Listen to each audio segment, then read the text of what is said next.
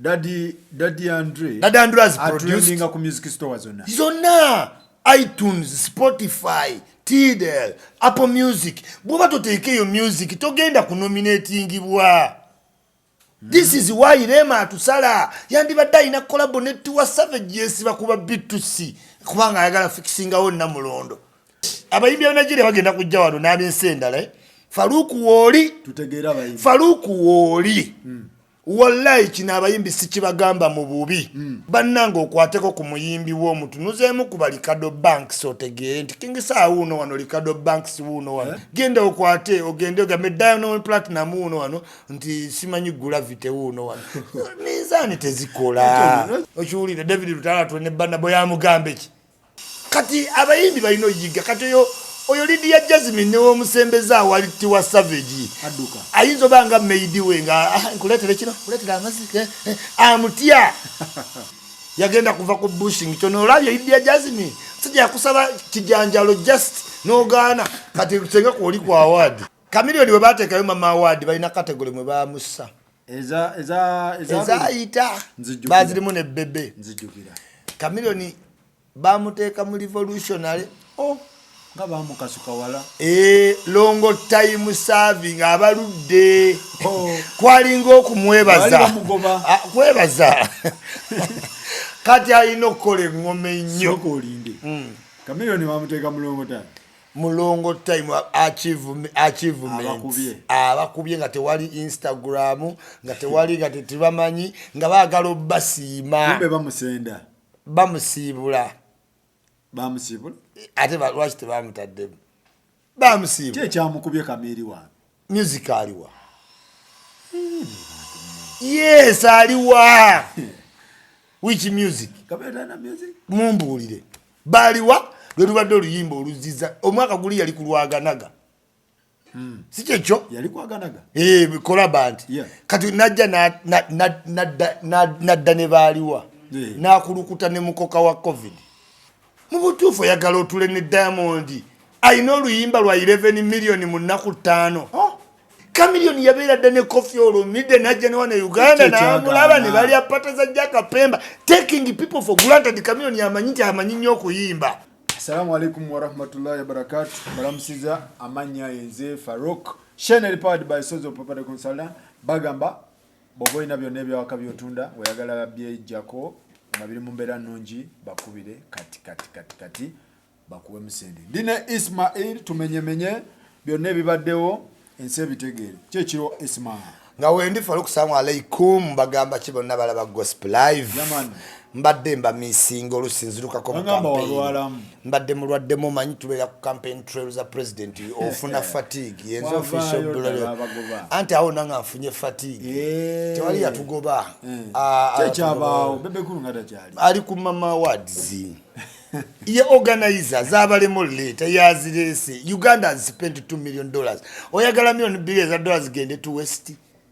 Yes, you NRM tulina abantu bangi babbalamu baani bali eyo kati fe twakola northern Uganda ne east atato mwino breaking amuko bintu bikwasa fatigue ne huyo ndo abadde mulwadde kubanda uli akaombo bamugoba smile chibi always is embozi za mngani amugoba bamugobe bateeke wani go mwade ku morning blaze bebe kulu nawe ebyo bigambo oli ali ku mama awards kuba yesere artist ebya campaign tebimujja koki ku kinene kubakati isi tutandike ne mama awards zanne myo tegeera lwaki wamanyira people kutegeera simanyi ze wamanyira eza award gala eza zina award zina award Uganda yazitaddemu million 2 n'ekitundu eza $.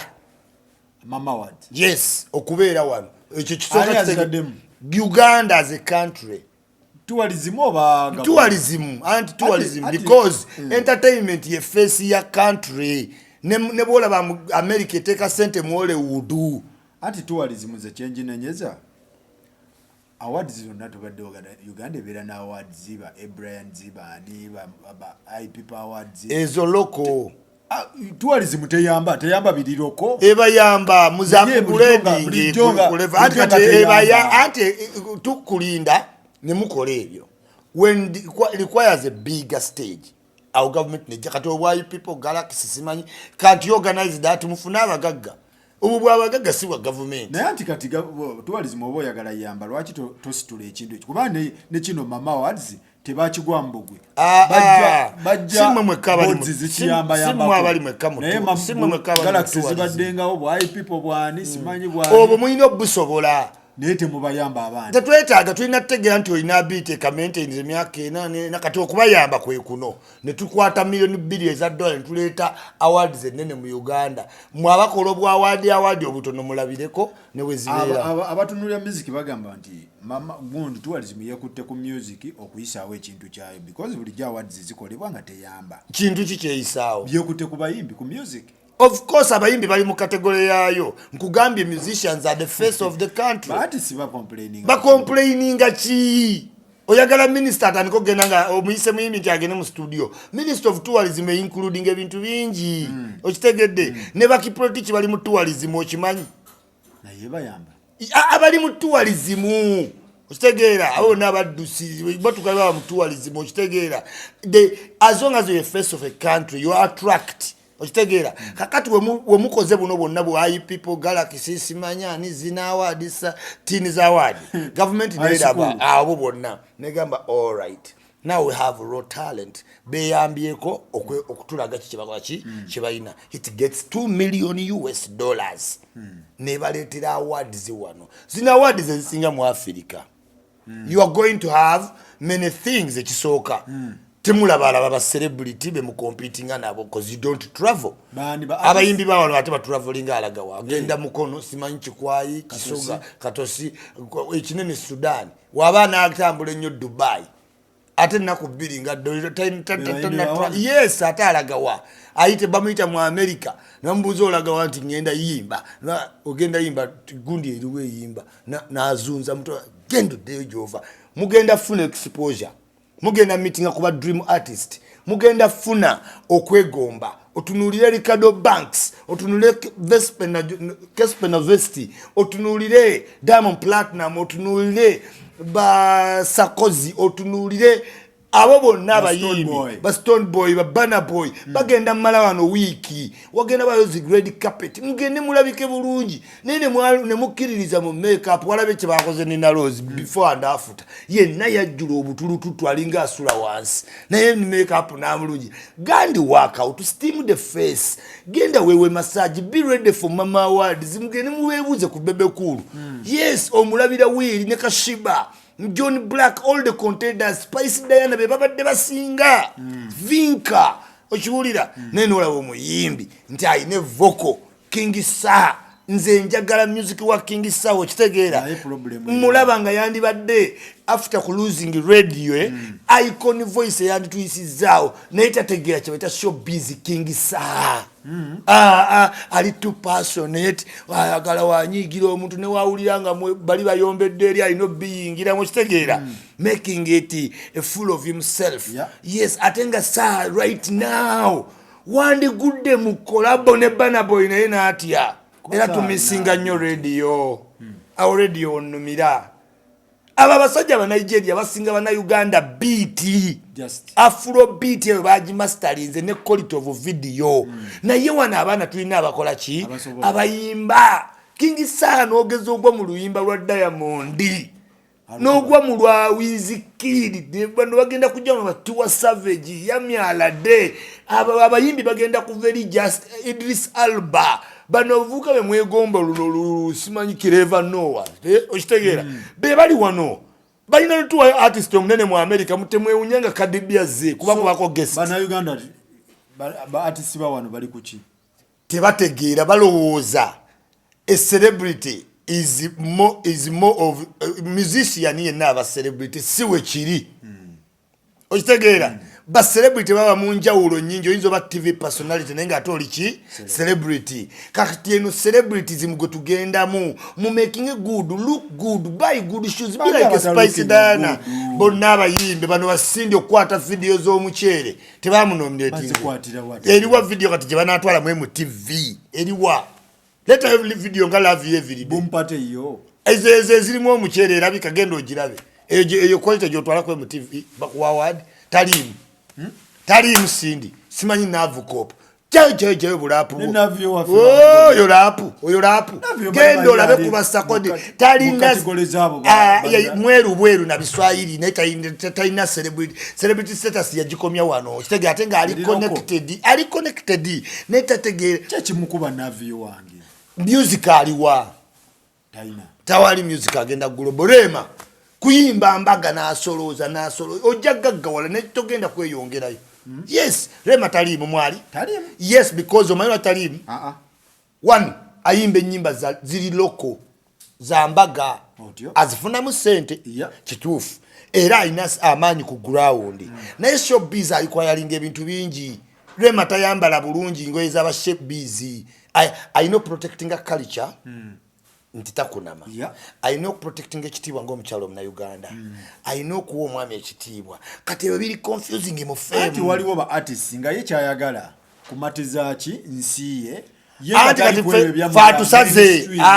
tusaze. Kubanga Uganda twataddeyo $2 million ate nga ya inability.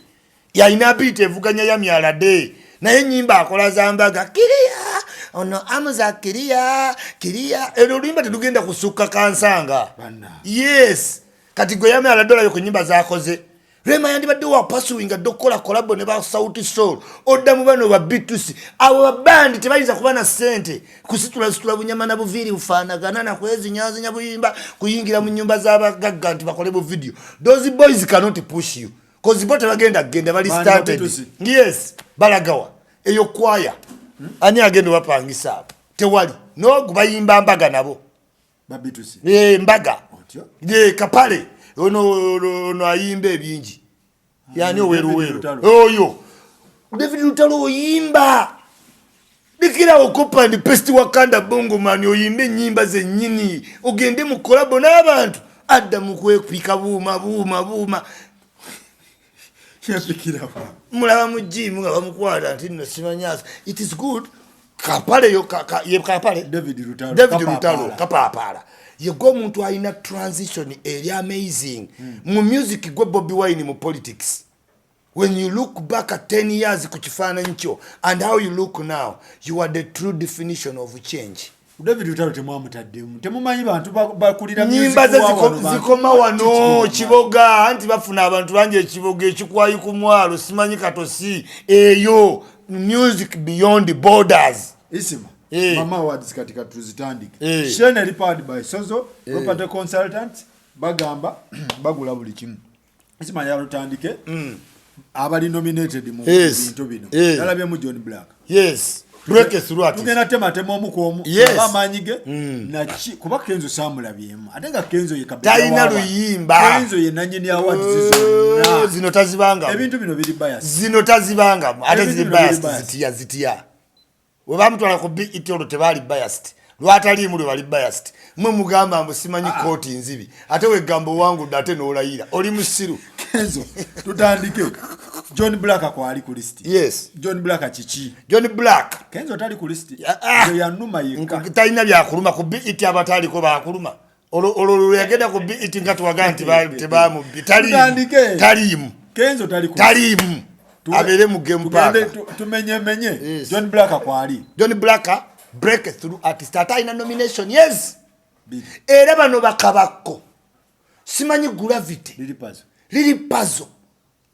Naga mwenna abali mu level za John Black biga yali mu level ki bonna Palaso Bad Black John Black yakulira mwayirake yes akulirane ba Palaso nga twali ku nomini ya mama ngamba ki nomini billions manyi gwe nomination billions manyi tugenda kwakana Palaso is a good artist. Yes, tetwogera ku good artist. Right now. Yes, tetwogera ku right now. Yes, naye nkugambye mu award talimu.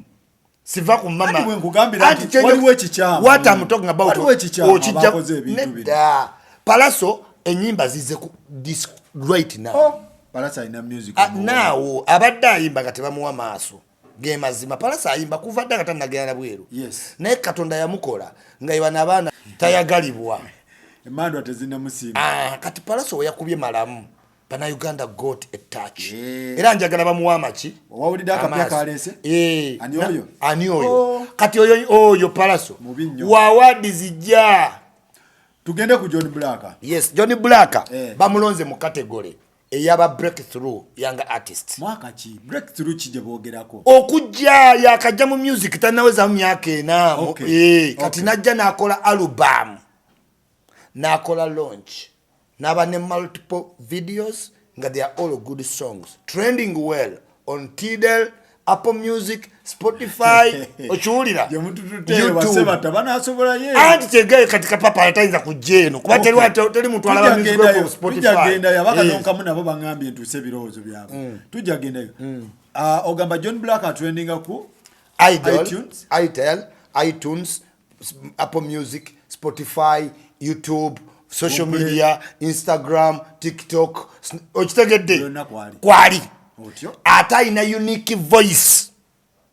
Unique voice. Yes. Yamuisao. Yes, nkugaye abantu bayimba everyone will sing, even me I can sing. But are you different? John Black a unique voice yamuisiza. Yes, it's very unique. Gwendo olabe rapa go bayita Sakode we Ghana. Buli obagaba award go bakuba teni muntu yalese kiri better than his. Okay. Black anaita wa ina nomination yezi. Bwobanga tofunanga ku nomination mu mama n'olaba John Black. Palaso omulaba John Black mutule wansi. Mutule Chosen Blood mwenna mutule muwewombeke. Ayitewo wewombeke just stede. Yes, mwali mwawadi. Mwali tali muze ndikubalimu. Sinza alonda nza amana analisi. Ani yanoze ebintu bino. Mama team yabaddewo ku Serena tebabayita. Yes. John Black kenyini yatuuka ku gundi nga balonkinga ng'omukazi bannanyini ebya awards ezo nga tamumanyi. Ekyo kyekikulaga nti tebayinza kubbira kubanga ne John Black bamanyi music. Kati omuntu gwotamanyi omunondo like anti ya nominating music kati amumanyi physically. Do artists look the same in the video and real life? Tugenda osange nina Rose ku macha kati otegeere face wejjudde oluyinja. Kati yo omukazi gwe balese bayinza okuba nga technical team ya nominatinga ne bawaata agenda otambuza project mu field. Nedda John Black ayina sente ki? Ye nemba mu kintu kidogo kitegeeza temulina sente nolemu ogulira ogenda mu mama ne wembansi ngulirira nembaayo nga mugulirira music wa John Black right now akulira Palaso, akulira Jostede, akulira Kenzo. Gamba si Kenzo. Kenzo tamutwalira. Katikali Kenzo muje wa BET ya wangula. Neba nobo naba young artist. Ba Gurunedi. Wolaba John Black tula wansi. Gurunedi tulira wo wansi. Tula. Palaso. Tula. Wizo. Tula. Wizo ya wangula. Wizo yaliko. Yaliyo. Tumujemu. Wizo mujemu. Tula. Ngamba bano bonna. Isindi amuyoleramu. Tula. Nerema wange. Tula. Mary Butter. Tula. Togata munyo mata. Ekiwulira. Obo bujozi. Bujozi. Ayina nezi. Baganaga bonna. Wansi. Big guy. Wansi. Ato ngamba kimwoli. Are you there? Ba misachi. Anya ula misachi music we Ghana. Amwagazachi. Ekiwulira. Bamuwulira ku paka last. John Black atumute. Tugende ku Daddy Andre. Andre asinga abakenze ebintu bingi. Award is no? Yes. Award at Award is no? Andre asinga aba artist ebintu bingi. One. Okay. Tutamete Andre. Vaku muntu wa producinga. Nayimba. Atenga yekonera jane empya eri Abani. Enyimba za Andre chovula azitambula. Engoma empya gye yateekawo yiye. Kati engoma ye trending se nyimba nyingi nawo kikkiriza. Kakati Daddy Andre alabika bulungi. Ayambadde bulungi. So ba considering a appearance. Ba considering engeri music ja trending ku mitendere gitunda music. Okay. Tojja kola music nga bamuwulira kalewe nene basanyuka bangi. Bajja babangi nete bamanyi kiri kwa iTunes. They don't buy music. Those fans they consume the energy of artists. They temukitegeera. Golowooza music wali wasi mutwalo gumoli gwayingira. Nedda. Neze ndowooza bandi considering nnyo ne local market yaffe aliko. Daddy Andre has produced ku music store zonna. Zonna. iTunes, Spotify, Tidal, Apple Music. Bwoba toteekeyo music togenda ku nominatingibwa.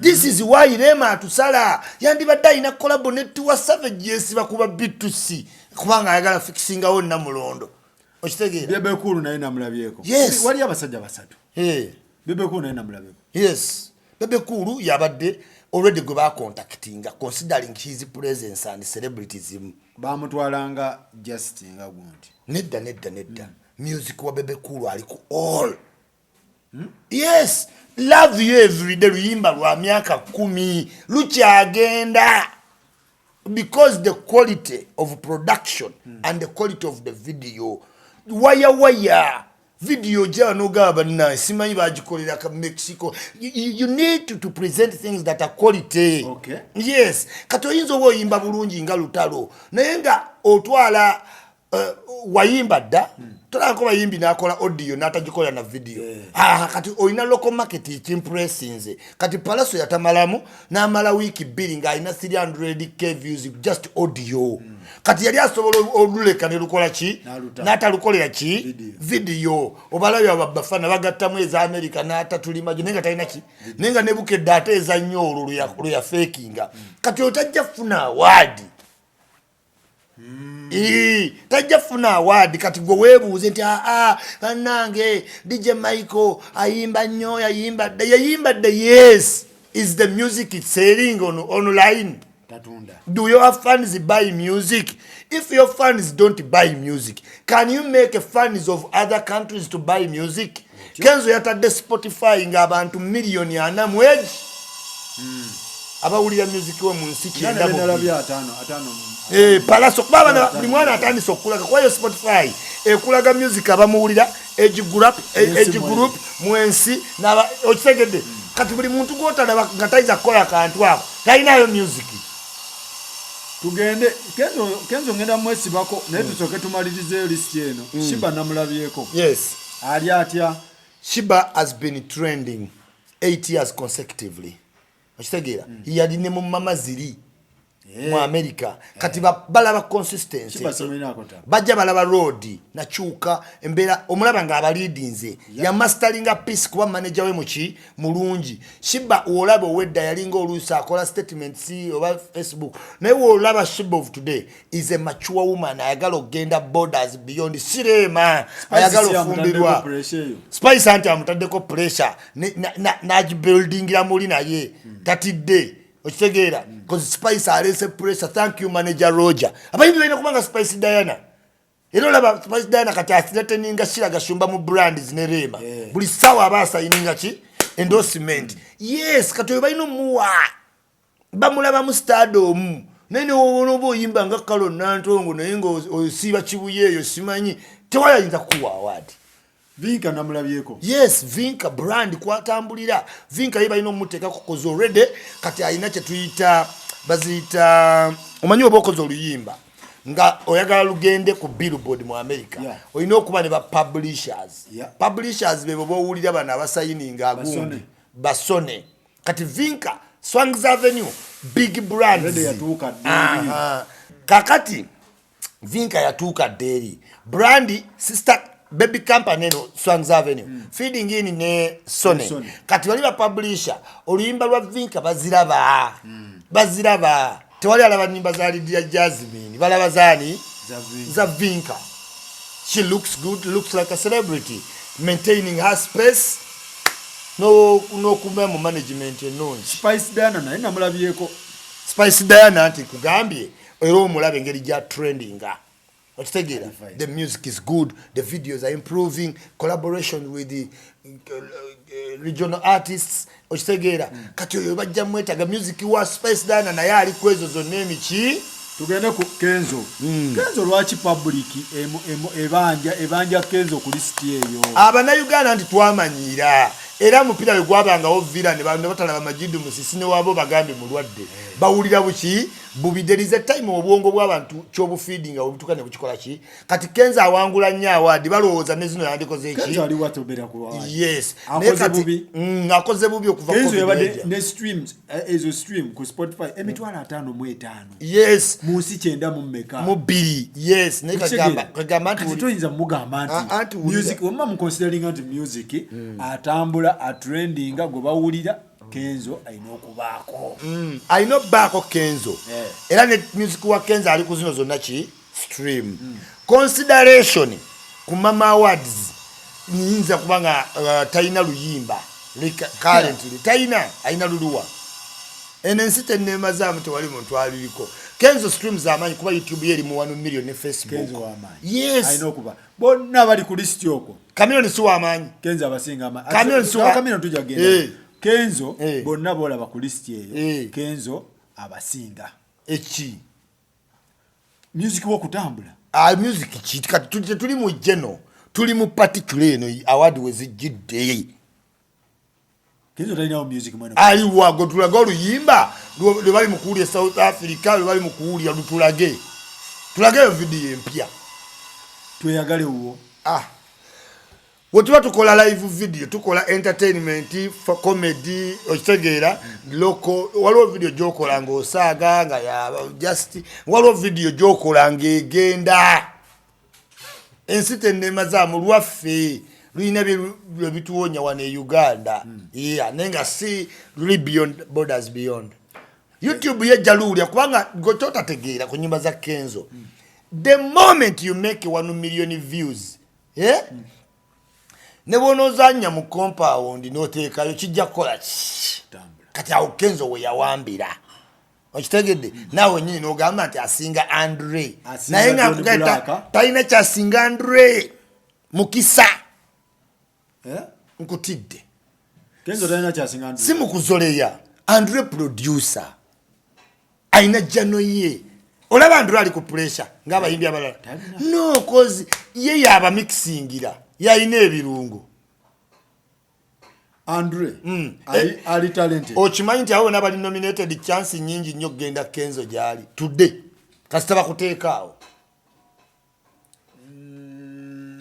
you must have a culture of belief because tugenda bana Kenzo yekka kugambe zo mama zezidirya BET Kenzo ya balwaki nina believe nti yakuba nnyo akajja ate n'amala n'akaggala oli static you must be dynamic wagenda kujja artist awanguleza award walabako drop ya Diamond najira bino abayimbi batekawo nti batekawo award abawa bwebala bya Diamond bajjako bujja bifaananyi bapostinga there come a time omuntu agenda kujera zino ze gateway kyovula abayimbi neewuunya obutasanyuka obutazipostinga kuba tebakunominate zinedda the culture okubanga ziri wano naawe nyini olina omukisa mwe kati mwerwaneko kufuna ticket zigenda munda munkubire ffe tuli ku organizing committee yes ate tunakukkiriza King Sir genda Nze ndowooza Kenzo butamuteekamu kyayagadde kuwa baana bana abato chance nti nabo bazibeeremu because abanaganda bacomplaininze music Kenzo nga wandisa abantu ne bateekawo ezzalawo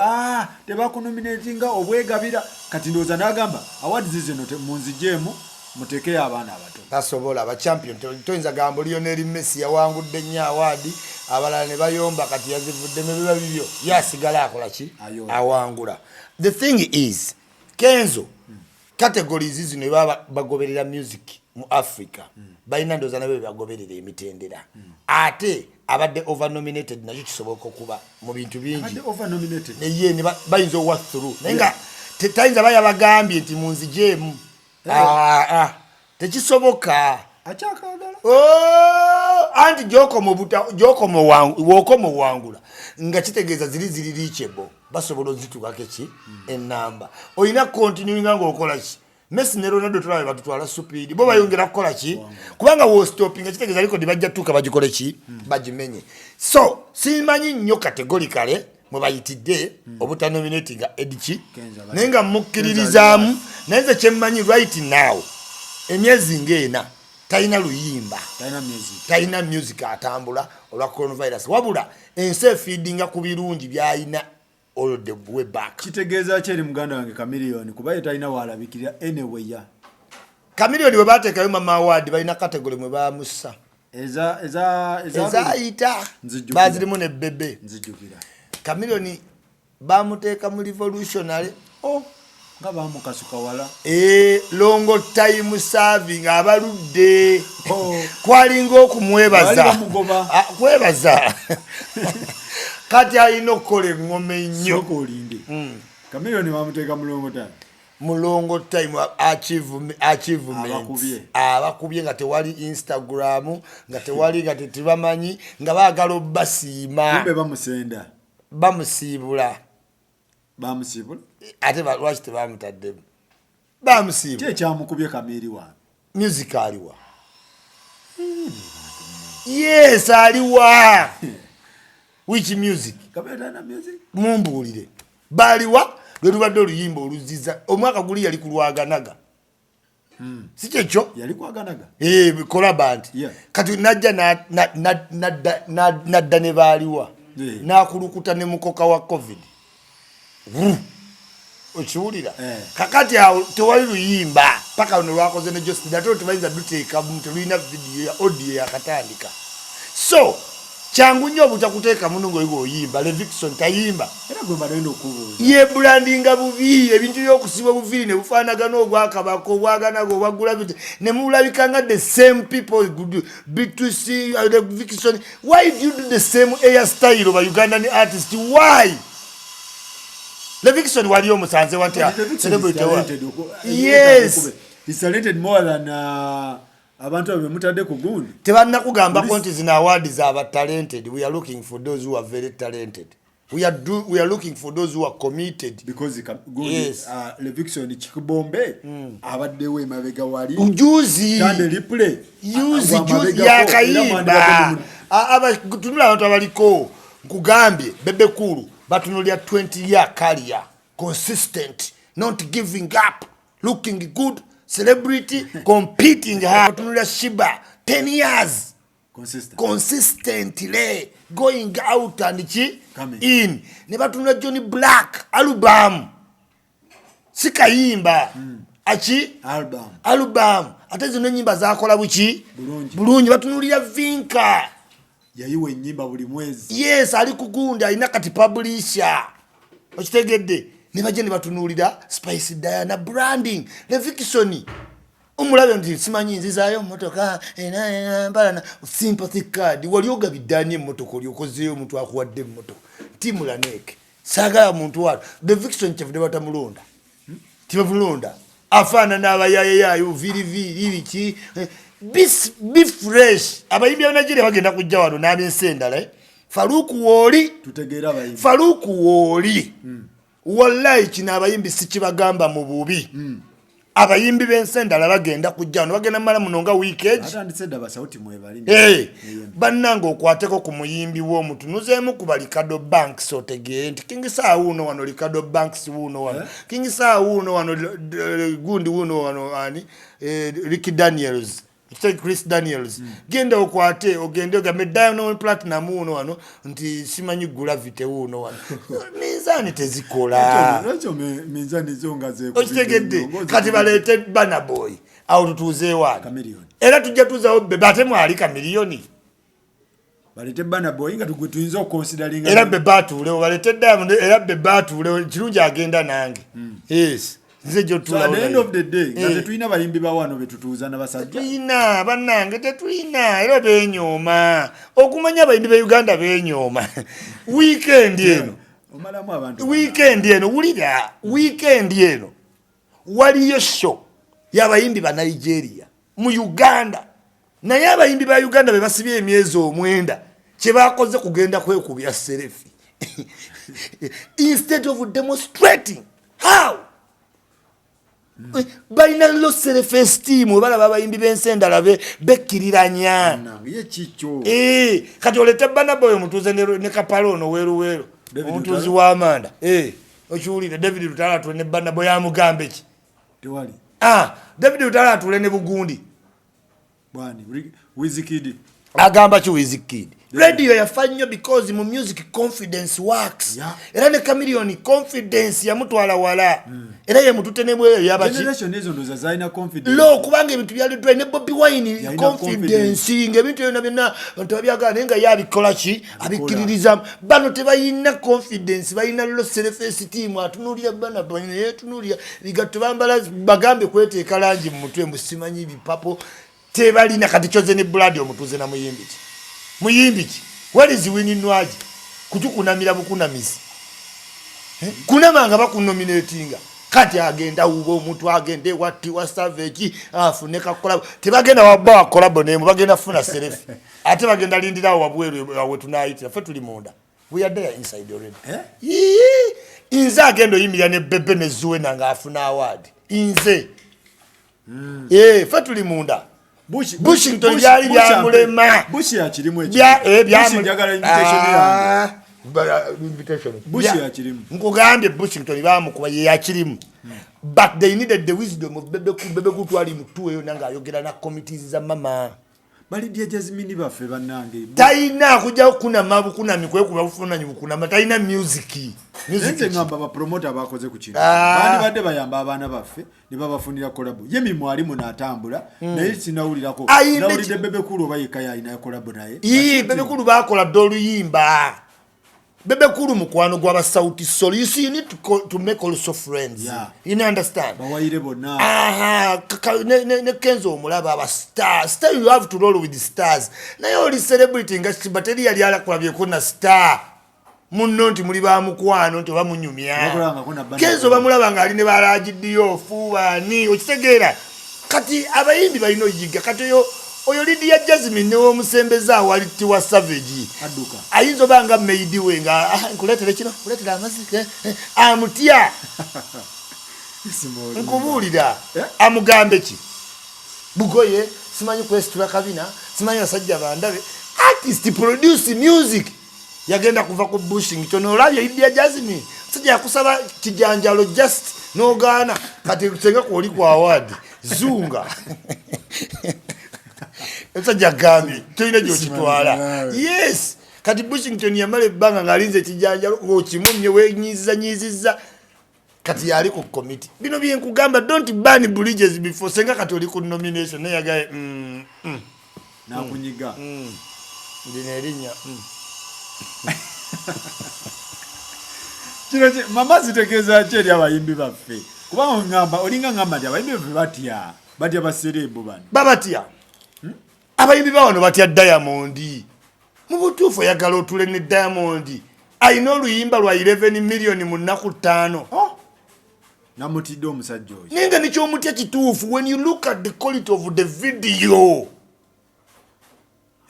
ne Kofi the artist Chameleone yabeera dda ne Kofi Olomide najja ne wana Uganda n'amulaba ne bali apata za Jaka Pemba taking people for granted Chameleone amanyi nnyo okuyimba kituufu but okuyimba comes with other incentives you need to package it up akasajja kazinye biringala byesaagala naye nga mulutunulira video Chameleone kye kimukuba muganda wange anti yasukka talent nga woolaba nti just today amanyi nnyo nti naali talented agendera ku ki ku pesi yemu awadi mwali kati woba weemanyi nnyo erina ebintu byotakola ekiyambe Spice Dana ne Siba buli muntu amanyi agamba okitegede once omuntu wakunyooma you get the courage abantu banyoomye Shiba obo bonna bwere ni lukoma bunyoomye Shiba simanyi bwani obuyimbi bwasookawo bonna Juliana tebamunominating ngo mu award yonna okimanyi Juliana walaba Shiba ino tula wansi ne Chameleone yali asinga edda yali asinga Diamond amanyi yalinga mu level za bakofi ba Wiro Longomba nga bonga nabo kyagaana Chameleone at the time he was singing so much having a very big fan base in Africa ejukira bisera P Square so he took it upon himself ngana womanyi omwana omuto yali muto Chameleone yabera celebrity at 19 kati yatukanga mu kifo ky'okugamba nti tuba tukole nga naye ati naye wa bano baali banyooma naye katuli ku level ki Chameleone yatuwako mu America n'asanga Tyrese n'asanga Sean Paul n'asanga abantu ab'amaanyi nga yeekubya bwekuba ekifaananyi kyesitamunenya do you get it kati this time agenza olaba abaana baleeta nnyo idea omanye every time Chameleone yakubanga bukubi ki nyimba bwuli olimba luyayimbe ne Joe Steady it's a good song yes but never utilize the opportunity gwe Chameleone yalwa ne Kofi Olomide ne Jaka Pemba mu patent no banywa champagne bekuba bufaananyi obulungi nikikomaawo Diamond ateekamu senga mwe temumanyi history ya Davido yazoleya Diamond ku luyimba olwo number 1 olwamugjayo Davido yazoleya Diamond natuka nakwana oluyimba lwe kitegeera David agenda olaba omwana kidi oba bayogeramu biki okay ng'amuyamba buyambi okujja ne mu luki but Diamond was committed. Blame tugiteeka kwani Chameleone engeri gyali omuto oba Chameleone butali structure nga kintu kye bayita management n'okugendera ku bantu abamuwaana waana obuki obuwanyi. Chameleone is a very great artist by now. Mu kikomera kya Chameleone ekirina okwaniriza studio nti ya Chameleone sikera mbozunga kugenda wabbawa mu busima. Chameleone set up yagitwala for granted. Eya Lion Island tugende tukole ki tukole yasinga slogan ennungi mu bakola branding mu basatu Lion Island tugende tukole ki tukole naye yekali mu Lion Island. Yes, management nezichuka buli sawa, management nezichuka obwongo bw'abantu obuconfusinga. You get it? Yeah. Kati Chameleone confused a lot of people for fame. Structure kirungi, organization kiki. Kati abana abazze bali organized ateke ebintu ku Twitter, Instagram, TikTok, sikubana gange etalina mugaso.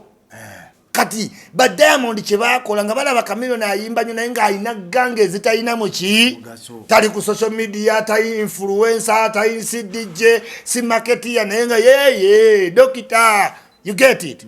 Kakati ba Diamond bajja abana abane timu y'abantu 8 nga nawe ino jugulira ticket ogambo no wa digital marketing ono manager ono wa sound ono wa photograph okitega buli ali ku timu yo nga ali ki important kino kyakola uya abayimbi beki be Uganda ali wa bandage JB ndago wachi wa social media JB akola ki amugadinga mugali taina photographer ani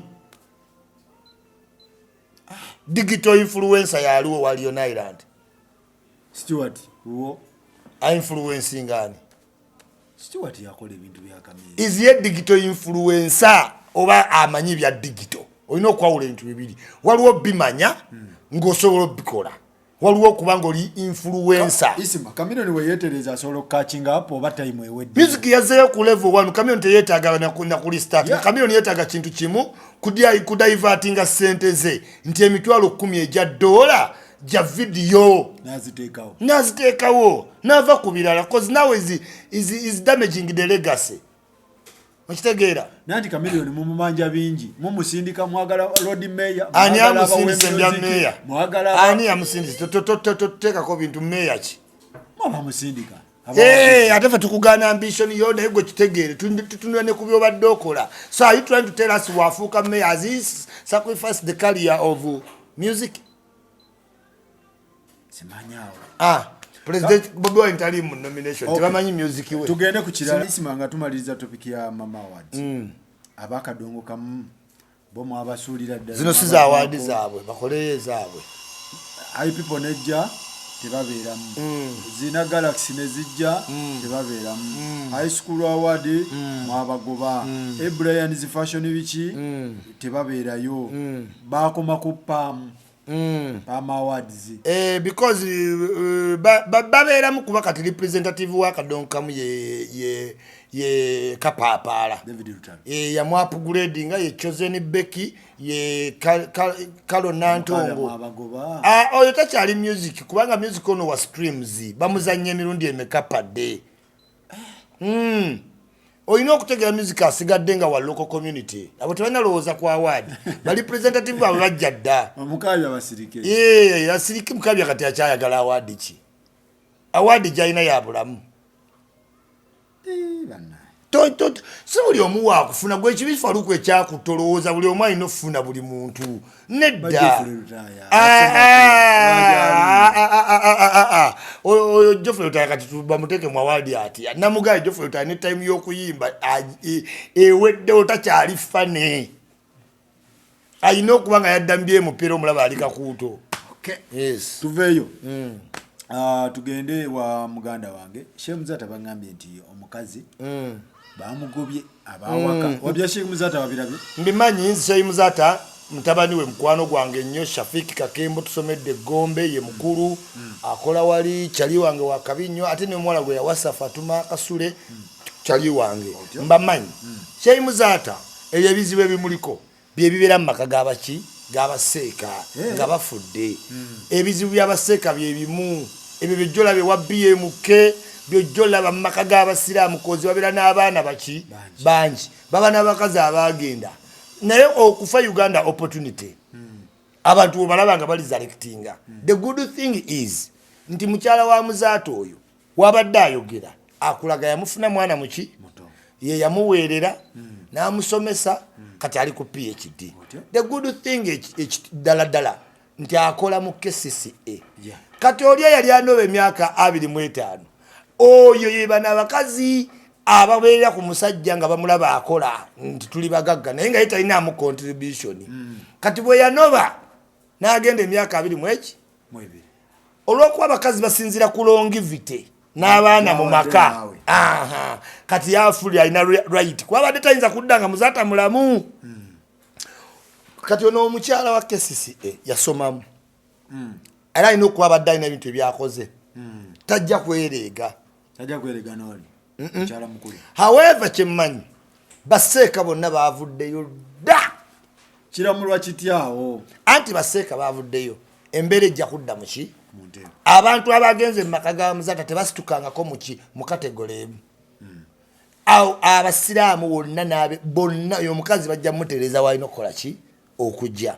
Nze kyensanyuka kiri kimu ne bw'oba ofunye omusajja nga mukulu ku ggwe oba muto ku ggwe ng'omukyala fuba obe ng'oyiiya obemu n'akasente kuba kati oyo omukazi wa Muzaata omuto bamufulumiza bakanyama biki naye era omulaba teyabadde nnyo ki badadi kalisenga wowe nganyi okitegedde ayina ebintu bye byabadde ayina nga ekibozi kye bamutaddeko awo wakiwulidde nti yanoba yattisa Muzaata. Of course is one of the factor but si Katonda okitegedde. Kati bw'ogamba yattisa Muzaata seka Muzaata mukkiriza temukkiriza nti Katonda kola olwo yategeka nti alina okukola ki okufa.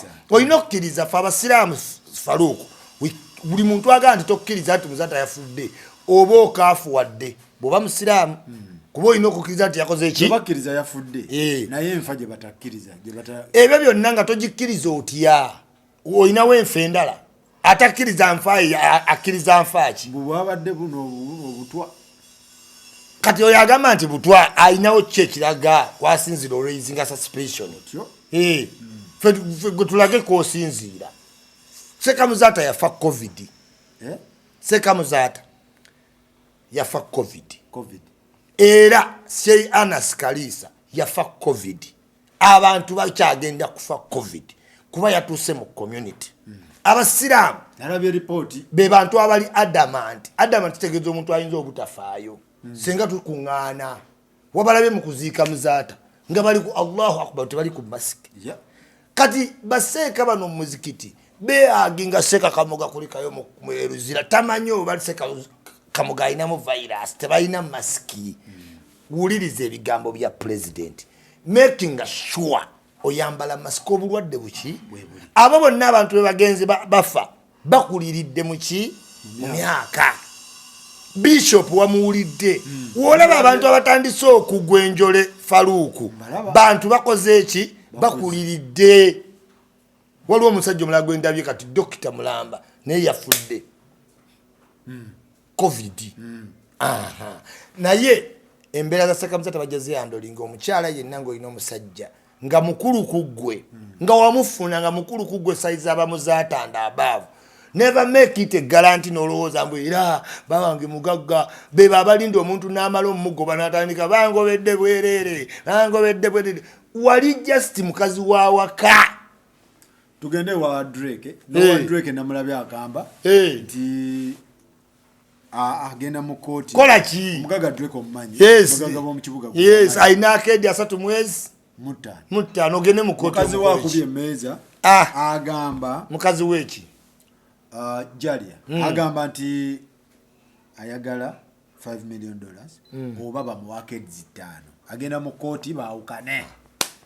Teri lo yayinza genda mu musango ogwo teri because tebigatta. How can you say nti oyagala $5 million oba ebizimbe 5 ng'ate ekizimbe kimu kisukka mu $5 million? Omanyi byobala audio nagiwulidde n'ebizimbe bya Drake tabimanyi. Bwe yamuleka mu kyalo Drake n'amusuulawo. Yes, beera mu kyalo lime nanansi. Why are you coming to town? Drake yakutwala mu kyalo. Genda talina faamu mu kyalo. Omuntu abeera n'akedde 35. Wava munno akimanyi. Wava munno ye signatory wa Drake. Mu bintu byonna babikoze babiri. N'okugula emmoloka wa gundi wa wava era wava yamugamba ebintu bino obikoze n'ono omwana nti ye omukazi wengenda okugula benzi yange nenzija ne girlfriend n'ombuuza nga gwotunda nkuddemu ki nkunyize gambe nedda era omusajja ajja kuddamu ye kati kwolwo ne bagula emmotoka jali yajjayo sente mbeka mu nsawe wawava munno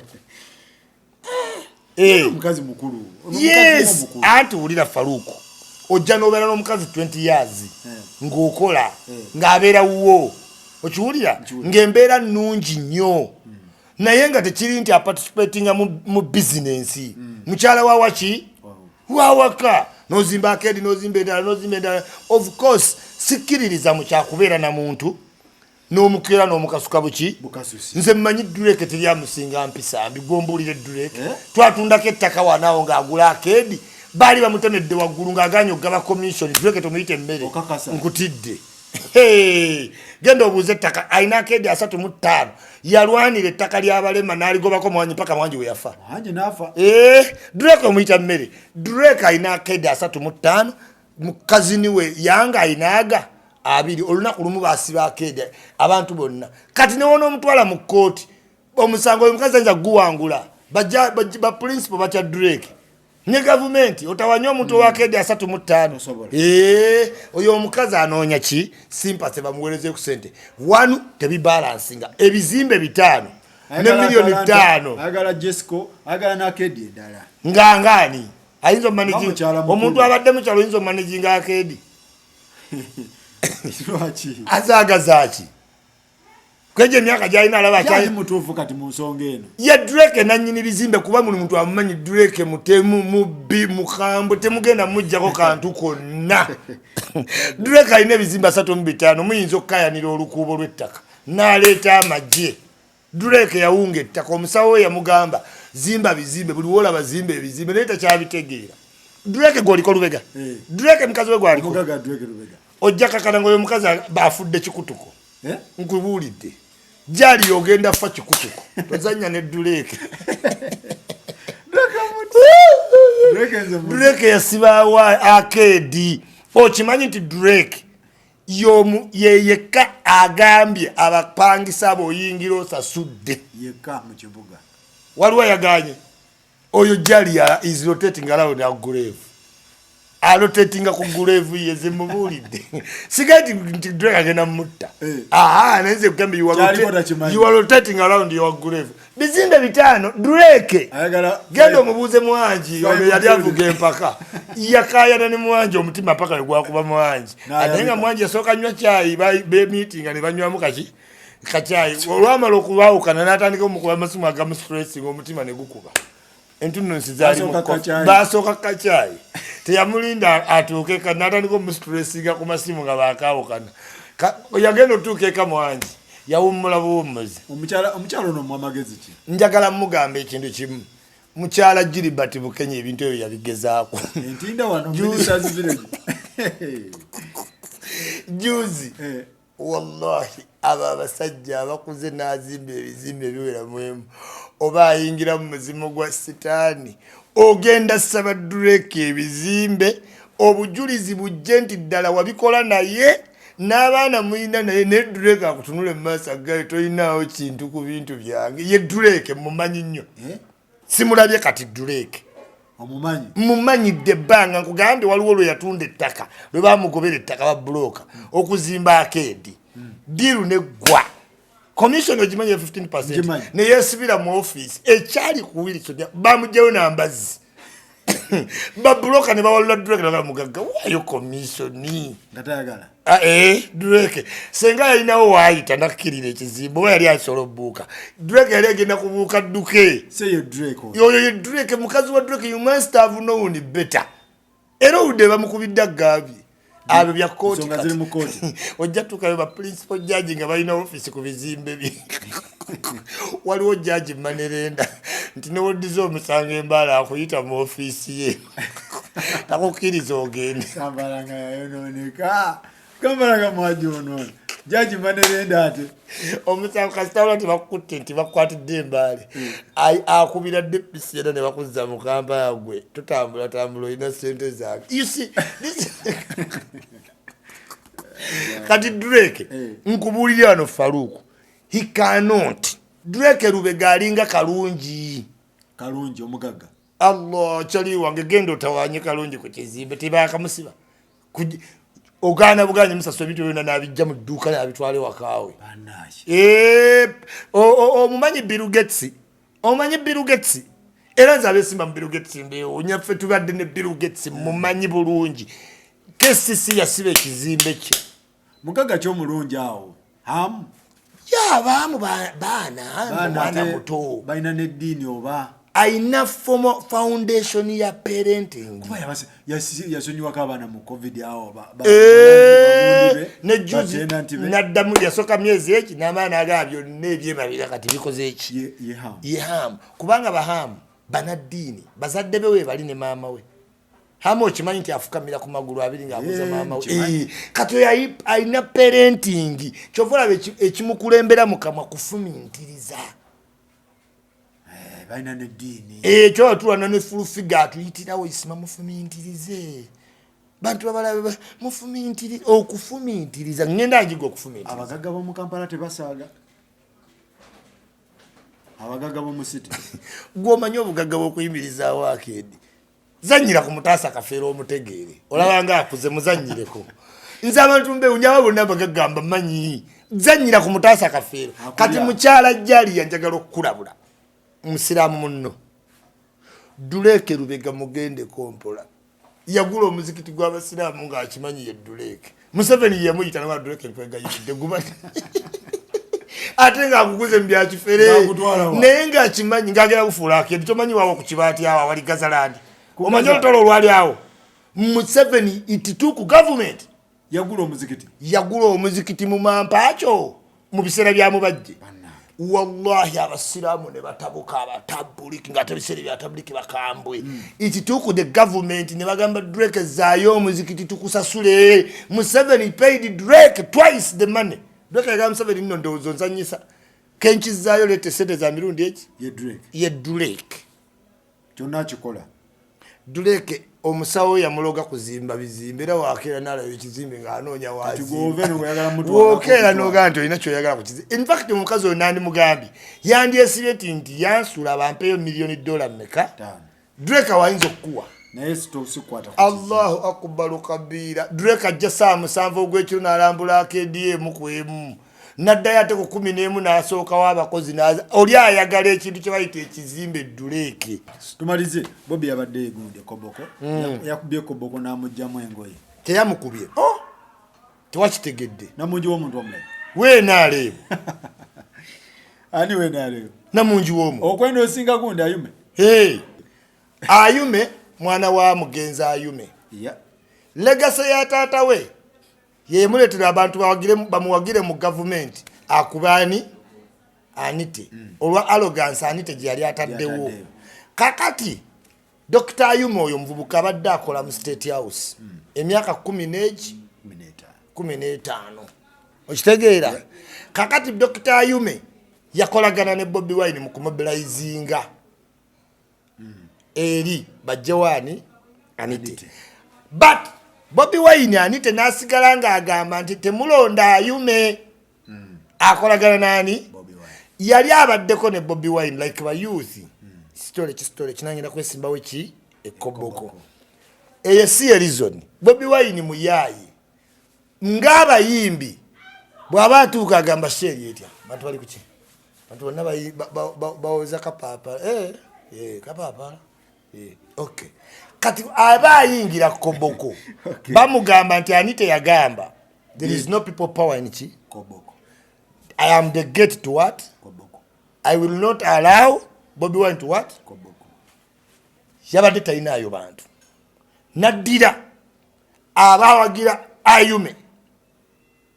kubanga balina beef na Anite naye okugamba nti people power teri eri n'alaba abantu nga bangi bamugamba wanayume agenda okukola ki yakikola era bwate bwe yakola Kasiyano Wadduli bwe yakola ku Mwiru era Mwiru yagamba Bobi Wine didn't come to Mbale because I was weak. Bobi Wine agenda wali muntu ali ki strong omuntu yekka gwalina okugamba nti yamuteeka mwampitize mu kumuleeta entirely yebasalirwa Bobi Wine ogenda mwaluwa ku Kasiyano Wadduli yali kumuvubuka mulala muto okitegeera musema mumanyi bamuyita muki ne bamugamba ground bweti ebyabayimbi bebekulu byabagamba byabalirako kati ekyo bakita sensationalism genda nakikola ki nakiriwo tulimu political dispensation multi-party dispensation constitution ya Nupu egamba ki kukuwagira opposite opponent taina oyo party taina party obanga omuntu obuntu mwenale enale owagira oliwe enale munowagira opposite a candidate ali against party bagoba mu party we ino gamba obo ino gena mu disciplinary ki I want people power to explain to us boendo singa ayume nava nagamba thank you so much na enze mpagira mu 7 ayume wenale otyo yena akipinga principle yachi ya party ngakalute kagenze bulungi waliyo ways B woyinza okujjako president court ne mu parliament mu parliament you require 3/3 of members of parliament kati gwato oyendo singo tia omuntu alina olwedde ba MP abali ano opposed ya satunga ne parliament etudde ina mu 280 mu ki mu 8 ekyo kitegeeza ebintu bibiri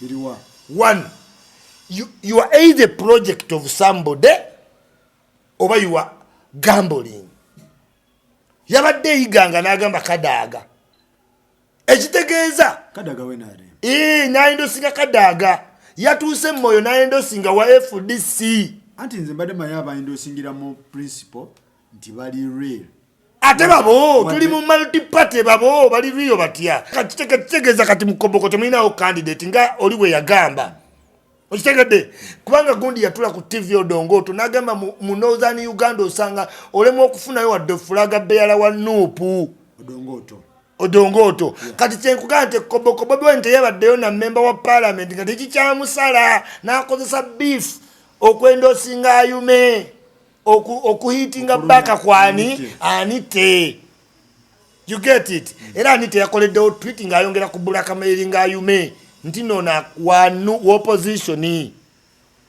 kati Museveni nzo tandika okutekawo King ayume tibakwendo sinze ayume bayinza otandika okutekako ne batandika olowooza nti anite byayogera biki bituufu nowe miso omulimu ng'ate oliyanga nojja mu parliament naye ng'ate wali wadde ogenda kubwa minister bwa state ne bagamba oyo mumulekaawo kati nkugambye Bobi Wine is in two ways tebannavaayo kwennyonnyolako ku ekyo mbunze ndaba omuntu nemmanya nti ono ate omulaba oti aye president olina prerogative emulaba Museveni yalina prerogative ejja omuntu ewatu n'amuteeka eno kwa yeki sitting president naye mu multi-party dispensation toyinza tugamba nti Besigye oli wa FDC n'ogenda ekayunga n'osonga ku wa DP tekisoboka